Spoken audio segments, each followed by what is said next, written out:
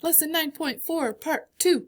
Okay, so we looked at the notes in the last video. Now we're going to look at the homework side of things. Using data from a table again to graph a line graph. And, oops, that's not what I want. Here we go. Okay, it says graph the data. Use the graph to determine the times between which the greatest temperature change occurred. So we're looking at change over time. What's happening with the temperature? So they give us the time already, and they give us the temperatures, and all we have to do is put them into ordered pairs. That's our first step. They started out by putting the time first and then the temperature, so let's go ahead and finish their pairs. I'm going to cross out what they have done. Second ordered pair is at 2 o'clock, and the temperature was 49 degrees. Got that. Next one was at 3 o'clock, and the temperature was 47 degrees. Then we had 4 o'clock, and it was 44, so you can already see what's happening with the temperature here. 5 o'clock, 45, 6 o'clock, it was 44 again, and then at 7, temperature was 46. Okay. Now, if we look at their line graph that they have started down here, they already have the title. They have a title for the x-axis, a title for the y-axis, and we could look at their numbers here and figure out their scale. So let's just do that real quick. The x scale is by what? 1, 2, 3, 4. Looks like it's by ones. Let's look at the y scale. 40, 42, wait a minute. This is 0. We're jumping from 0 to 40? What's going on here? This is something that you will see on lots of charts and graphs, especially as you get older. Whenever you see a chart or a graph with this symbol, it looks like a tear in the graph. That means they're making the graph shorter. They're still starting at 0. But we're only looking at stuff between this range here. So instead of going from 0 all the way up to 54, it's a lot faster to start at 40 and go up to 54 instead of having to look at all of those other numbers that we don't really need. So that's just something to draw your attention to and to keep in the back of your mind, because we will be looking at that again later. Okay, let's look back at our numbers here. 40, 42, 44, 46, 48, 50. What's the pattern there? What scale are they going by? Go ahead and write that down. By what? By twos. And looks like they already have a couple of our points plotted for us. Okay, they have the 1 o'clock at 51 degrees. See it when they go by twos? If it's in the middle, you just put the point in the middle. It doesn't always have to be on a cross section, so it just depends on your data. At 2 o'clock, that must be this one, it was 49 degrees, which would be between 48 and 50. At 3 o'clock, it was 47, and now we're picking up at 4 o'clock, 44 degrees. This is the 4 o'clock line, 44 degrees. I'm going to put a point here. 5 o'clock was 45. This is the 5 o'clock one, just up a degree. 6 o'clock was 44 again, back down. And 7 o'clock went up to 46 degrees. I have to move this out of the way. So this one does fall in an intersection. Okay. And then we can just finish their line, connect our points of data here. There we are, and there's our line plot, or our line graph, I mean. Pretty easy to put these together. Now, let's see if we can use the information that we just did. Look at each line segment in the graph, so each of these little chunks between the dots. Find the line segment that shows the greatest change in temperature between two consecutive points. This word consecutive means points that are right next to each other, not far away. So this one and this one are not consecutive. Consecutive means right after each other. So just take a minute, look at your table here, look at your graph. Which little chunk has the biggest difference, has the biggest change in it? The greatest temperature change occurred between sometime and sometime. If I look at the lines here, these are pretty short, so I know it's not those. How much is between 6 and 7? That looks like a good size chunk. This one was 44. This one was 46. So there was a 2-degree change there.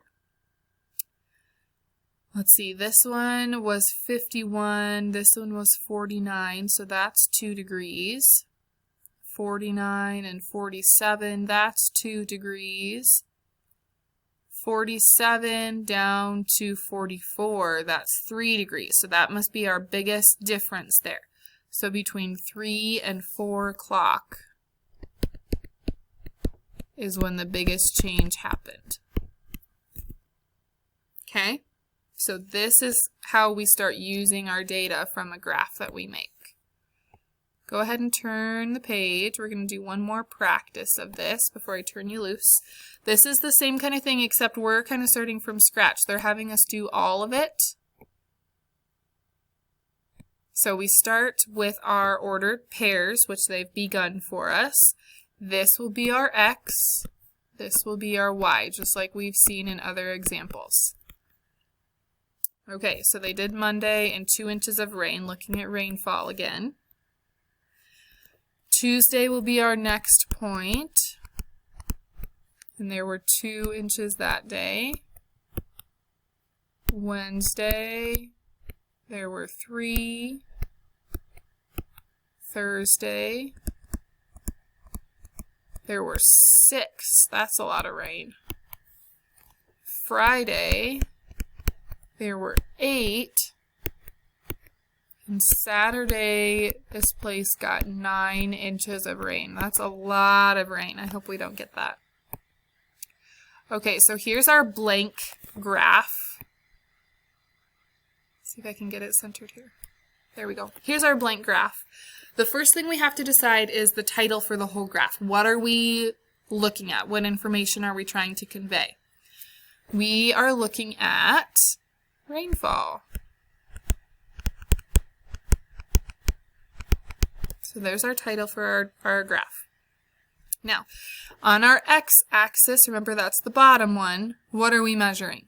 Are we measuring the day or are we measuring the amount of water? If we go by this, then we're measuring the day. So that'll be our title for down here. And then our y-axis would be what? The amount in inches. I'm going to abbreviate amount again. Okay, now we just have to put on our information here. Looking back up at our numbers, let's see if I can get this to go. There we go. Looking back up at our numbers here, 2, 2, 3, 6, 8, 9. What should I use as a scale, especially looking at how big our graph is? 1, 2, 3, 4, 5, 6, 7, 8, 9. So we could probably go by ones. I think that would probably spread out our information the best. So on this first line right here, this is 1. And since we have a lot of room, I'm actually going to skip a line. So this would be like 1.5. This would be 2, 2.5, 3. My lines are really light, so I'm probably not even getting them on. 3.5, 4, 4.5, 5, 5.5, 6, 6.5, 7. I might run out of room, so we probably won't be able to do that after all. Bummer. Let's try again. Okay, let's just go by ones. That's a lot easier. 1, 2, 3, 4, 5, 6, 7, 8, 9. Okay, a little tip. If you find that your numbers are really squished, make lines for each one that you're using, but only write the even numbers. So we would have a line for 1, but not write the 1. We would write 2, have a line for 3, but leave it blank, write 4, so on and so forth. And that just saves you a little room over here. Okay, for our days, I am going to spread out our days a little bit. 1, 2, 3, 4, 5, no, 4. This is going to be Monday. 2, 3, 4, Tuesday. I might not be able to do that many.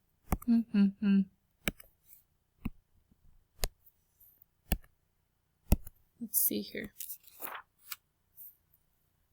Let's try 3.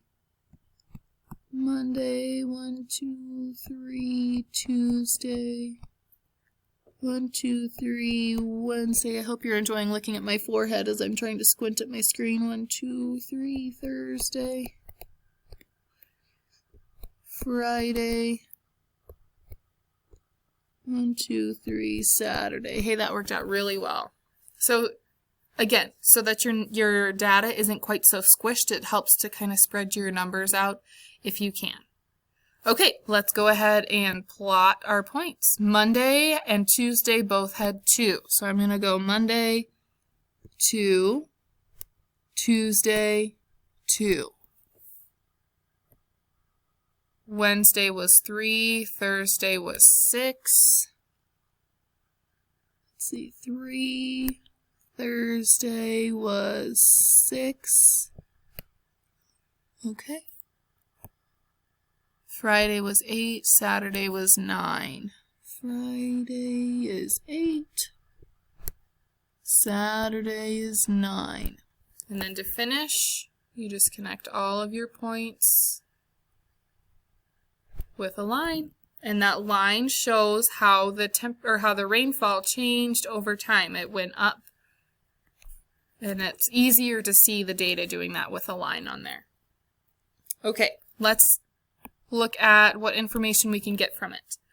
On which day was the total rainfall recorded the greatest? So which of our days, Monday through Saturday, had the most amount of rainfall? Write down what you think it is. I think it's Saturday. And we can see that on our chart here, on our graph. Saturday went all the way up to 9. That's the highest even. On which day did Jill record the greatest increase in rainfall collected from the previous day? So that question is asking, if I look at these two, this day compared to this day compared to this day, if I look at 2 consecutive days, which means days that are right next to each other, if I look at 2 consecutive days, which day had the biggest increase between them? Well, we know Monday and Tuesday is not it because it didn't increase at all. How much did it increase from Tuesday to Wednesday? From 2 to 3, went up 1. How about Wednesday to Thursday? From 3 to 6, that went up 3. From Thursday to Friday, from 6 to 8, went up 2. And from Friday to Saturday, 8 to 9, went up 1. So between which 2 days did we get the most, or the biggest increase? Between Wednesday and Thursday. Okay, use our notes, use the beginning of this video, use this part of the video for helping you out with your questions. Those are written on your assignment chart. Please make sure that you ask questions. I know there's a lot of information here and it can be a little confusing. So rewatch the videos if you need to, pause anytime, and make sure you let me know if you have questions. Bye guys.